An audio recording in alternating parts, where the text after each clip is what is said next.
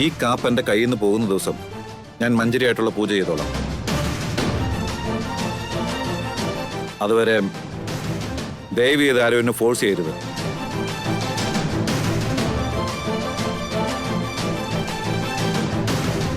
ഈ കാപ്പ് അഴിഞ്ഞു പോകുന്നത് വരെ ഞാനിനി വെയിറ്റ് ചെയ്യണമെന്നാണോ? പൂജ തീരുമാനിച്ചിരിക്കുന്നത് ഇന്നാണ് മിഥുൻ.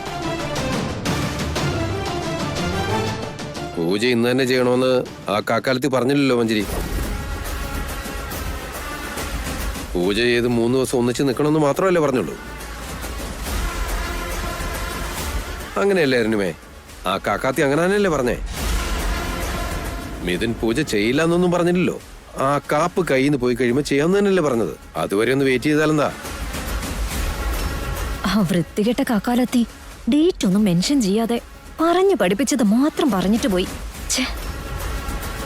ശരി, ഈ കാപ്പ് എന്നഴിയുന്നു അന്ന് ഈ പൂജ ചെയ്തേ പറ്റൂ. തിരുമേനി, പറഞ്ഞോളൂ. ഈ കാപ്പ് അഴിഞ്ഞിട്ട് പൂജ ചെയ്യാം. ഓ, അങ്ങനെ ആയിക്കോട്ടെ.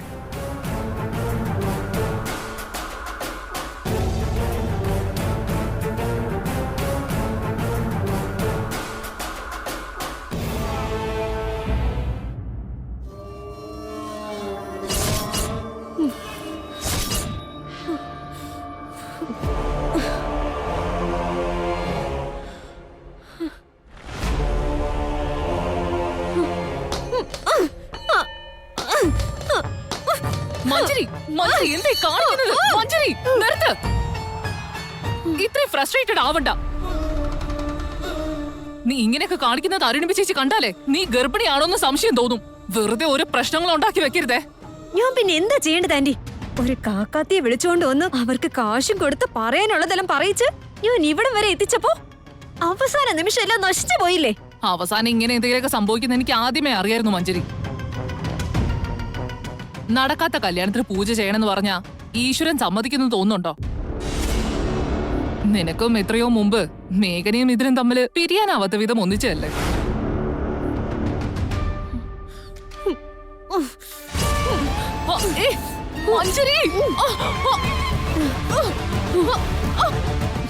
ഇനി ഒരിക്കൽ കൂടി ഇതുപോലെ എങ്ങാനും നിങ്ങൾ പറഞ്ഞ ഒരു കുരുക്കിട്ട് ഇതുപോലെ നിങ്ങൾ ഞാൻ കൊന്നുകളയും.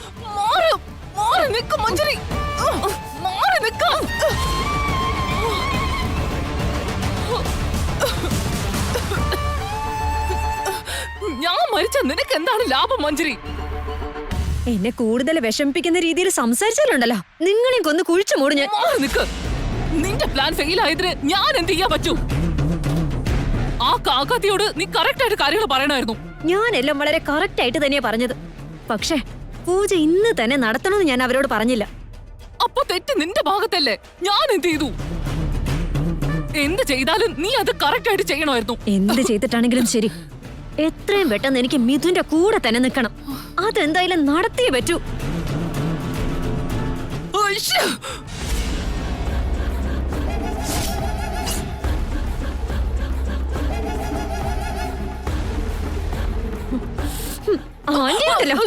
സോറി മഞ്ജരി, എനിക്ക് കഴുത്ത് വേദന വന്നു, അതുകൊണ്ട് തുമ്മ തോന്നിയത് വേറൊന്നുമല്ല. ഇനി ഒരിക്കൽ കൂടി ഞാൻ എന്തെങ്കിലും പറയുമ്പോ നിങ്ങൾ തുമ്മിയാലുണ്ടല്ലോ നിങ്ങളുടെ വായ ഞാൻ മൂടും. എന്റെ പ്ലാൻ എല്ലാം സ്പോയിലായി പോയി. എല്ലാം ആ കുട്ടി പിശാചികൾ കാരണം.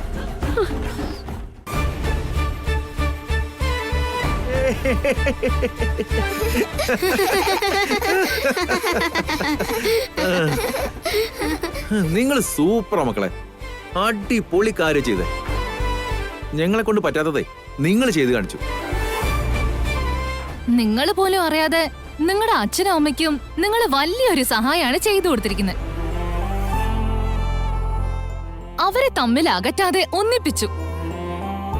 ഇതുകൊണ്ടാ കുട്ടികൾ ഈശ്വരന് സമാനമാണെന്ന് പറയുന്നേ.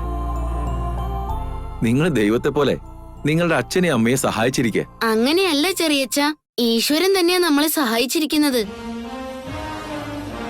കാപ്പ് തന്നിട്ട് അച്ഛനെയും അമ്മയെയും ഈശ്വരനാണ് ഒന്നിപ്പിച്ചത്. സത്യാണോ? സത്യ ചെറിയച്ഛ. ഞങ്ങളുടെ അച്ഛനും അമ്മ എന്നും ഒരുമിച്ചിരിക്കാൻ വേണ്ടി ഞങ്ങൾ ആഞ്ജനേയ സ്വാമിയോട് കരഞ്ഞു പ്രാർത്ഥിച്ചു. ആ രാമനെയും സീതയെയും ഒന്നിപ്പിച്ച ആഞ്ജനേയനാ ഞങ്ങളുടെ അച്ഛനും അമ്മയും ഒന്നിപ്പിച്ചതെന്ന് ഞങ്ങൾക്ക് ഉറപ്പാ. അപ്പോ ആഞ്ജനേയ സ്വാമി തന്നെ നിങ്ങൾ ഈ കുഞ്ഞു കൈകൊണ്ട് ഇതൊക്കെ ചെയ്യിപ്പിച്ചു എന്നല്ലേ? അതെ ചെറിയമ്മേ. അല്ലാതെ ഞങ്ങളുടെ അച്ഛന്റെ അമ്മയുടെ ഇടയിലേക്ക് ആ ശൂർപ്പണക വരുന്നത് ഞങ്ങൾ കണ്ട് മിണ്ടാതിരിക്കണം എന്നാണോ? ശൂർപ്പണകാന്ന് വിളിച്ചത് ആ മഞ്ജരിയെ തന്നെയല്ലേ? അവൾക്ക് പറ്റിയ പേരാ ഇത്. സീതാദേവിയുടെയും രാമന്റെയും ഇടയിലേക്ക് വന്ന ആ ശൂർപ്പണകയെ ലക്ഷ്മണൻ ചെവിയും മൂക്കും ചെത്തിയാ വിട്ടത്. വലിയേട്ടന്റെ ലക്ഷ്മണൻ എന്ന നിലയിൽ ഞാനായിരിക്കും പണി ചെയ്യേണ്ടത്. വിവേക് ചെയ്യേണ്ടിയിരുന്ന പണി ലവകുശനെ പോലെ ഇവരാണ് ചെയ്തിരിക്കുന്നത്. ആ ശൂർപ്പണയ്ക്ക് നല്ലൊരു പണി തന്നെ ഇട്ട് കൊടുത്തിരിക്കുന്നത്. ഇന്നിവിടെ നടന്നൊക്കെ കണ്ടു കഴിയുമ്പോ ആ ശൂർപ്പണകയ്ക്ക് ഒരു കാര്യം മനസ്സിലാവണം. ഒരിക്കലും വലിയേട്ടന്റെയും മേട്ടത്തിയുടെയും ഇടയിലേക്ക് അവൾക്ക് വരാൻ പറ്റില്ലെന്ന്. മഞ്ജരിക്ക് ഈ ഡോസ് ഒന്നും പോരാ വിവേക്. കുറച്ചും കൂടി എന്തെങ്കിലും വേണം. അതോടെ അവൾ ഈ വീട് വിട്ട് ഓടേണ്ട അവസ്ഥ വരണം. അതൊക്കെ ഞങ്ങള് തന്നെ ചെയ്തോളാം ചെറിയമ്മേ. ആ രാക്ഷസിയുടെ ശല്യം നമുക്ക് തീർക്കാം. ഞങ്ങളുടെ കൂടെ ആഞ്ജനേയ സ്വാമിയുടെ സപ്പോർട്ടും ഉണ്ടല്ലോ. ഇന്ന് മുതല് ഞങ്ങളും നിങ്ങളുടെ സൈഡിൽ തന്നെ. നമുക്ക് 4 പേർക്കും ചേർന്ന് ആ മഞ്ജരിയെ ഇവിടുന്ന് ചാടിക്കാം. ഓക്കെ? യെസ്.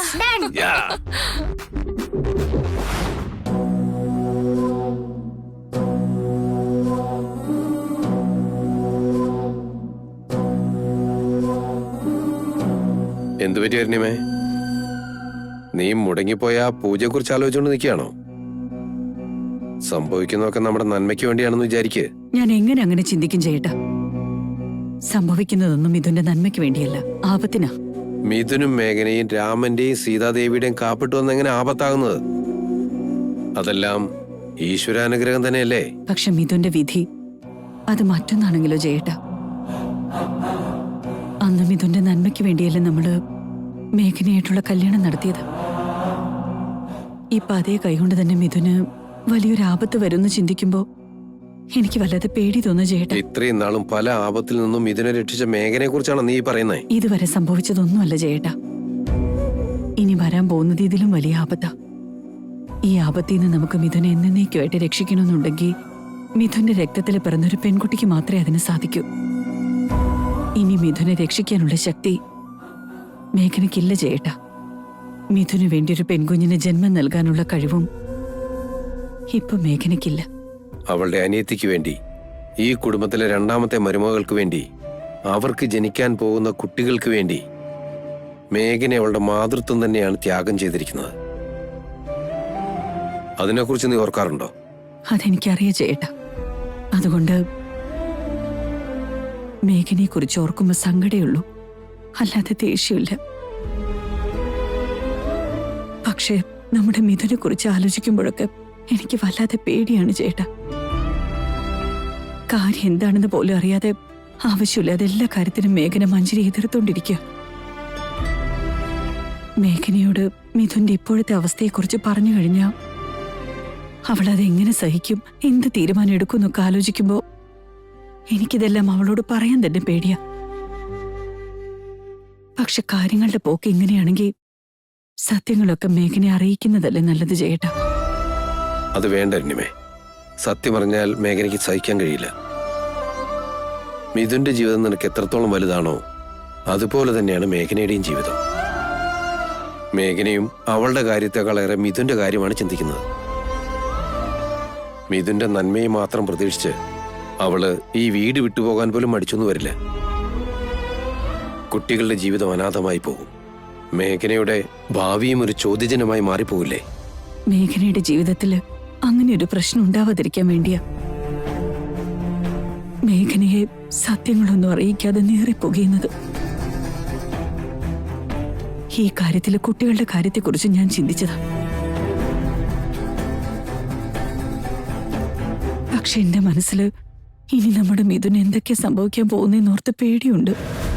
ഇനി അവനെ രക്ഷിക്കാൻ അവന്റെ രക്തത്തിൽ പിറന്നൊരു പെൺകുഞ്ഞിനെ കഴിയൂ. അതിന് നമ്മുടെ മുമ്പിൽ ഒരു വഴിയേ ഉള്ളൂ. മഞ്ജരിയുടെ വയറ്റിൽ വളരുന്ന അവന്റെ കുഞ്ഞ്. എന്ത് സംഭവിച്ചാലും മിഥുന്റെ രക്ഷയ്ക്ക് വേണ്ടി ആ കുഞ്ഞ് ജനിച്ചേ പറ്റൂ ചേട്ടാ. നിന്റെ വിഷമം എനിക്ക് മനസ്സിലാവുന്നുണ്ടായിരുന്നേ. മിഥുനും മേഘനയും തമ്മിൽ അകലാൻ പാടില്ലെന്ന് നീ ആഗ്രഹിക്കുന്നുണ്ട്. മിഥുനെ രക്ഷിക്കാനുള്ള കുഞ്ഞിനു വേണ്ടി മഞ്ജരിയെയും മിഥുനെയും തമ്മിൽ അടുപ്പിക്കാനും നീ ഒരുപാട് ശ്രമിക്കുന്നുണ്ട്. എന്തൊക്കെ പറഞ്ഞാലും ഇതുവരെ മിഥുനു വേണ്ടി മാത്രം ജീവിച്ച മേഘനയ്ക്ക് ഇനി മുതൽ ഇവിടുന്ന് അങ്ങോട്ട് ഒരു ജീവിതം ഉണ്ടാകില്ല എന്നുള്ളൊരു പേടി പോലും എനിക്കുണ്ട്. നമുക്ക് നോക്കാം ഇനി ഇവിടുന്ന് അങ്ങോട്ട് എന്തൊക്കെയാ സംഭവിക്കുന്നതെന്ന്. മിഥുനെ രക്ഷിക്കാനുള്ള ശക്തി മേഘനയ്ക്ക് ഈശ്വരൻ നൽകുമെന്ന് തന്നെയാണ് ഞാൻ ഇപ്പോഴും വിശ്വസിക്കുന്നത്.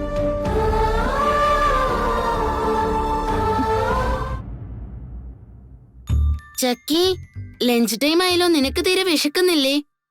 വിശക്കുന്നുണ്ട്, പക്ഷെ ചെറിയമ്മ എന്തോ കറി ഉണ്ടാക്കിയിട്ടുണ്ട്, അതെനിക്ക് തീരെ ഇഷ്ടമല്ല. നിനക്ക് വേറെന്താ വേണ്ടത്? എനിക്ക് പനീർ പുലാവ് കഴിക്കാൻ തോന്നുന്നു. അത് അമ്മയുടെ ഫേവറേറ്റ് ഐറ്റം ആണ്. അത് അമ്മ കുക്ക് ചെയ്ത നല്ല ടേസ്റ്റ് ആയിരിക്കും. അതെ, പക്ഷെ അമ്മ അച്ഛനും ഒന്നിച്ചല്ലേ ഉള്ളത്. അച്ഛനാണെങ്കിൽ ഫുൾ ടൈം വർക്കിലും, പിന്നെ എങ്ങനെയാ നമ്മൾ ഡിസ്റ്റർബ് ചെയ്യാ? അതിനൊരു പ്രശ്നമില്ല, നിങ്ങൾ ഡിസ്റ്റർബ് ചെയ്തു. അച്ഛാ, നിങ്ങൾ ഇതെപ്പോഴാ വന്നത്? ഇപ്പൊ വന്നേ ഉള്ളൂ. വന്നേ, നമുക്ക് ലഞ്ച് കഴിക്കാം. ചക്കിക്ക് പനീർ പുലാവ് കഴിക്കാൻ തോന്നുന്നുണ്ടെന്നമ്മേ, അത് ഉണ്ടാക്കി തരുമോ? ഇപ്പൊ ഞങ്ങളുടെ കയ്യിൽ കാപ്പ് കിടക്കല്ലേ, അത് പിന്നെ ഉണ്ടാക്കി തരാം. കുട്ടികൾ ആഗ്രഹിക്കുമ്പോ ചെയ്തു കൊടുക്കണ്ടേ മേഘനെ? കയ്യിൽ ഈ കാപ്പ് കിടക്കുമ്പോ അടുക്കളയിൽ പോയിട്ട് എങ്ങനെ കുക്ക് ചെയ്യാനാ? എന്തുകൊണ്ട് പറ്റില്ല? നിന്റെ ലെഫ്റ്റ് ഹാൻഡും എന്റെ റൈറ്റ് ഹാൻഡും ഫ്രീ ആയിട്ടല്ലേ ഇരിക്കുന്നേ, നമുക്കത് ഒന്നിച്ചങ്ങ ഉണ്ടാക്കാം. മിഥുനേട്ടൻ കിച്ചണിൽ വന്നിട്ട് എന്നെ ഹെൽപ്പ് ചെയ്യാന്നോ? അതുകൊണ്ടെന്താ? അപ്പൊ നീ ഓഫീസിൽ വന്ന് എന്നെ ഹെൽപ്പ് ചെയ്യാറില്ലേ? അതുപോലെ ഞാനും നിന്നെ കിച്ചണിൽ ഹെൽപ്പ് ചെയ്യുന്നു. താങ്ക് യു അച്ഛാ. ഇനി അച്ഛനും അമ്മയും ഒന്നിച്ച് ഞങ്ങൾക്ക് ഫുഡ് ഉണ്ടാക്കാൻ പോവാണോ?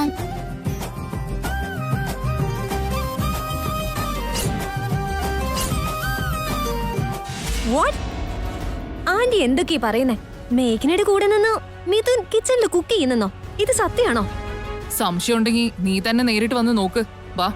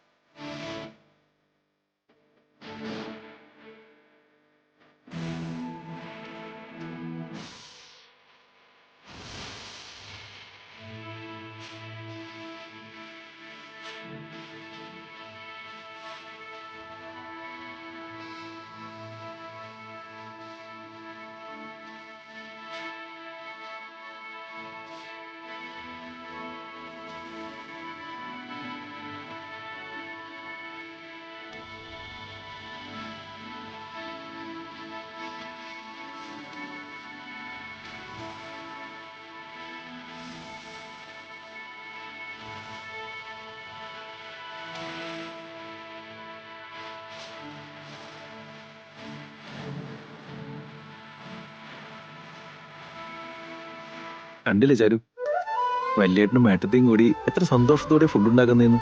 കോർഡിനേഷൻ എന്ന് പറഞ്ഞ ഇതാ. വാ വിവേക്, നമുക്കും കൂടി അവരെ ഒന്ന് ഹെൽപ്പ് ചെയ്യാം. ഹേയ് ചാരു, എന്താ ചാരു ഇത്? അവർക്ക് ഇപ്പൊ നമ്മുടെ ഹെൽപ്പ് ഒന്നും ആവശ്യമില്ല. മാത്രമല്ല, എങ്ങനെയുള്ളപ്പോഴേ നമ്മൾ സ്വർഗത്തിലെ കട്ടുറുമ്പാവാൻ പോണോ? അത് ശരിയാണ് വിവേക്.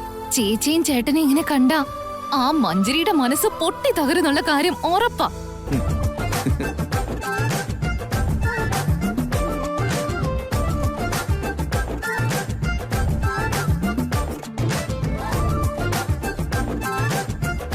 കണ്ടില്ലേ മഞ്ജരി, ഇപ്പോഴെങ്കിലും വിശ്വസിക്കുന്നുണ്ടോ? മിഥുന് വേറെ ഒരു ജോലിയില്ല ആന്റി. മേഘനയുടെ കൂടെ നിന്ന് ഇവൻ എന്തിനാ കുക്ക് ചെയ്യുന്നേ? നിന്റെ കൂടെ മിഥുൻ പൂജ ചെയ്യാത്തതിന്റെ ദേഷ്യമാണോ അതോ മേഘനയുടെ കൂടെ നിന്ന് കുക്ക് ചെയ്യുന്നതിന്റെ അസൂയാണോ? മിഥുൻ എന്ത് ചെയ്യുന്നുണ്ടെങ്കിൽ അത് എന്നോടൊപ്പം ചെയ്യേണ്ടത്. അതിന്റെ ഇടയ്ക്ക് മേഘന എന്തിനാ? മഞ്ജരി കൂൾ. അവരുടെ കോർഡിനേഷനും സിങ്കും ഒക്കെ കണ്ടിട്ട് ഇതിന്റെ ഇടയിൽ നീ ഇപ്പൊ കേറി പോവാണെങ്കിലേ ആ പച്ചക്കറികൾക്ക് പകരം നിന്നെ കട്ട് ചെയ്യുമെന്നാ തോന്നുന്നേ. അതിന്റെ ആവശ്യമുണ്ടോ?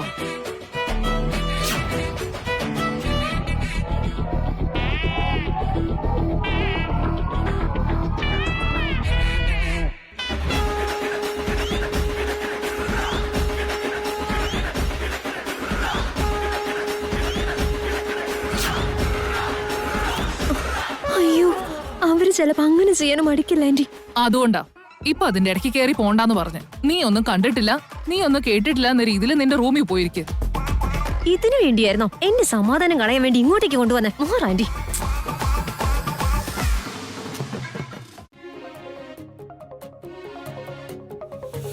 നല്ല ചൂടുള്ള പനീർ പുലാവ് റെഡിയാണ്.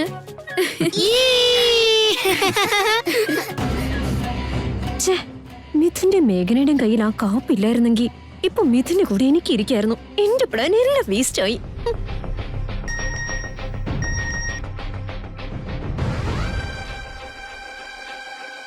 ആ ഫയലിന്റെ കാര്യം എന്തെങ്കിലും തീരുമാനമായോ? എടുത്ത പിക്സ് ഒക്കെ വേഗം അയച്ചതാ. ഇവിടുത്തെ സിറ്റുവേഷൻ അറിയാതെ ആ സാരി എന്തൊക്കെയോ മെസ്സേജ് അയച്ചോണ്ടിരിക്കുക. ഇവളെ ഇന്ന്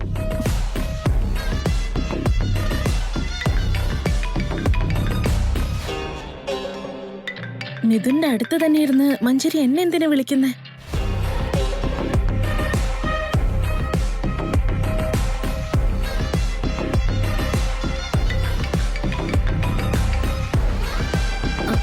മിഥുന്റെ അടുത്ത് തന്നെയാണെങ്കിൽ മഞ്ജരിക്ക് എങ്ങനെ ഇത്ര ധൈര്യം വരുന്നേ? ഹലോ മഞ്ജരി, കാര്യങ്ങൾ എന്തായി? മഞ്ജരി, നിനക്ക് കേൾക്കുന്നുണ്ടോ? കാര്യങ്ങൾ എന്തായിന്ന്? ഇലയിട്ട് ഊണ് കഴിക്കാനിരിക്കുക. ഊണ് കഴിക്കാനിരുന്നെന്നോ? നീ ഒന്ന് പതുക്കെ സംസാരിച്ചേ, എനിക്കൊക്കെ തലവേദനിക്കുന്നു. മിഥുൻ അടുത്ത് തന്നെയല്ലേ? അവൻ ആ മേഘനയുടെ അടുത്തുണ്ട്. അതെന്താ? മിഥുൻ നിന്റെ അടുത്തല്ലേ നിൽക്കേണ്ടത്? എന്താ അവിടെ സംഭവിച്ചേ? നീ ആ കാപ്പഴിച്ചു മാറ്റി പൂജ ചെയ്യാൻ വന്നിരിക്കാം. മോൻ പറയുന്ന വേറെ എന്തും ഞാൻ അനുസരിക്കാം. പക്ഷേ ഈ ഒരു കാര്യത്തിൽ മോമനോട് ക്ഷമിക്കണം. ഈ കാപ്പ് എന്റെ കയ്യിൽ നിന്ന് പോകുന്ന ദിവസം മഞ്ജരിയായിട്ടുള്ള പൂജ ഞാൻ ചെയ്തോളാം. മിഥുന്റെ കയ്യിൽ മേഘന ഒരു കാപ്പ് കെട്ടി കൊടുത്തപ്പോ നീ അതെല്ലാം കേട്ട് മിണ്ടാതിരുന്നോ? അപ്പോ ഇതെന്റെ ആവശ്യമായത് കൊണ്ടാണോ നീ ഇതൊന്നും കാര്യമായിട്ട് എടുക്കാത്തെ? എനിക്കിപ്പോ ഒന്നും ചെയ്യാൻ പറ്റില്ല സരയു. എനിക്ക് ഈസി ആയിട്ട് അത് മാറ്റാനും പറ്റില്ല. ഞാൻ ഒരുപാട് ട്രൈ ചെയ്തു. ആ അരുണിമാൻറ്റി പോലും അവരോട് പറഞ്ഞു, അതുപോലും വർക്കൗട്ട് ആയില്ല. പിന്നെ ഞാൻ എന്ത് ചെയ്യാനാ? ഇത്തവണ മേഘനെ ഒരു പാഠം പഠിപ്പിക്കും, ആ കാക്കാത്തിയെല്ലാം സെറ്റ് ചെയ്യാന്ന് പറഞ്ഞിട്ട്. കാക്കാത്തി തന്നെ എല്ലാം നശിപ്പിച്ചത്. ആ പൂജ ഇന്ന് തന്നെ നടത്തണമെന്ന് പറയാതെ ബാക്കി എല്ലാ കാര്യങ്ങളും പറഞ്ഞു. അവര് കാരണം ഇങ്ങനെ ആയേ. വെറുതെ വന്നവര് പോയവരൊന്നും കുറ്റം പറഞ്ഞ് നിക്കണ്ട മഞ്ജരി. കാര്യങ്ങൾ എന്തവസ്ഥയിലാണെങ്കിലും ശരി, നാളെ രാവിലെ ആവുമ്പോഴത്തേക്കും മിഥുന്റെ കയ്യിലുള്ള ഫയലിലുള്ള കോട്ട് എനിക്ക് അറിഞ്ഞേ പറ്റൂ. ഏയ്, നീ കിട്ടണം എന്ന് പറഞ്ഞ് എങ്ങനെ നടക്കാനാ സരയു? ഇവിടുത്തെ സിറ്റുവേഷൻ നീ ഒന്ന് മനസ്സിലാക്ക്. നീ ചോദിച്ച എല്ലാ കാര്യങ്ങളും ഞാൻ ചെയ്തു തന്നതാ മഞ്ജരി. അതുപോലെ ഞാൻ ആവശ്യപ്പെട്ടത് നീ ചെയ്തു തന്നേ പറ്റൂ. നീ എന്ത് ചെയ്യും, എങ്ങനെ ചെയ്യുന്നൊന്നും എനിക്കറിയണ്ട. നാളെ പകലാവുമ്പോ ആ ഫയലിന്റെ ബ്ലൂ പ്രിന്റ് എനിക്ക് നീ അയച്ചു തന്നേ പറ്റൂ. എന്താ, നീ എന്നെ ഭീഷണിപ്പെടുത്തുവാണോ? ഇല്ല, ഭീഷണിയുടെ സ്വരത്തിൽ ഞാനൊന്ന് പറയട്ടെ. നീ സത്യമാണെന്നുള്ള രീതിയിൽ പറഞ്ഞ കാര്യങ്ങളെല്ലാം കള്ളമാണെന്നതിന് ഞാനാ ഏകസാക്ഷി. ഞാനൊന്ന് വാ തുറന്നാലുണ്ടല്ലോ, നിന്റെ ജാതകം മുഴുവൻ പുറത്തു വരും മഞ്ജരി. ഭീഷണി എന്ന് പറയുമ്പോ ഇങ്ങനെയാ. നോക്ക് സരയു, നീ എന്റെ ഫ്രണ്ട് ആണെന്ന് നീ മറന്നു പോരുത്. ഫ്രണ്ട് തന്നെയാ, പക്ഷെ എന്നെ നീ ഒരു ശത്രുവാക്കി മാറ്റരുത്. Just do what I say, that's it. എനിക്ക് വേറെ ഓപ്ഷൻ ഇല്ല. ബൈ.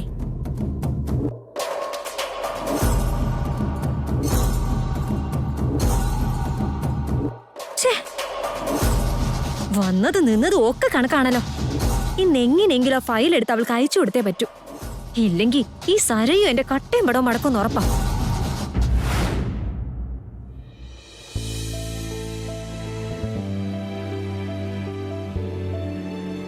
രണ്ടു മൂന്ന് ദിവസത്തിനുള്ളിൽ ഞാൻ അങ്ങോട്ട് വരും. അതുവരെ ഒരു തീരുമാനങ്ങളും നീ എടുക്കരുത് മേഘന. അനിയത്തി എങ്ങനെങ്കിലും അമ്മയാക്കാൻ വേണ്ടി ഈ മേഘന ഇവളുടെ ഗർഭപാത്രം ചാരുവിന് ദാനം കൊടുത്തു.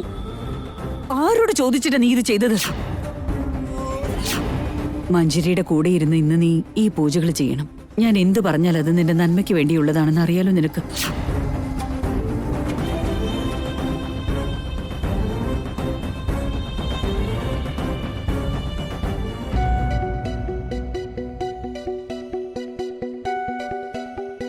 ഹലോ, മാനേജർ അല്ലേ? ഞാനിപ്പോ ഒരു മെയിൽ അയച്ചിട്ടുണ്ട്. ഈ മെയിലുള്ള മെറ്റീരിയൽസ് ബെസ്റ്റ് ക്വാളിറ്റിയിൽ ആരാണോ നമുക്ക് തരുന്നത് ആ കമ്പനികളെ എത്രയും വേഗം കോൺടാക്ട് ചെയ്യണം. ഈവനിങ്ങിന് മുമ്പായി തന്നെ ആ കമ്പനികളുടെ കോട്ടിംഗ് എനിക്ക് കിട്ടിയിരിക്കണം. വേഗം ഫോളോ അപ്പ് ചെയ്തോളൂ.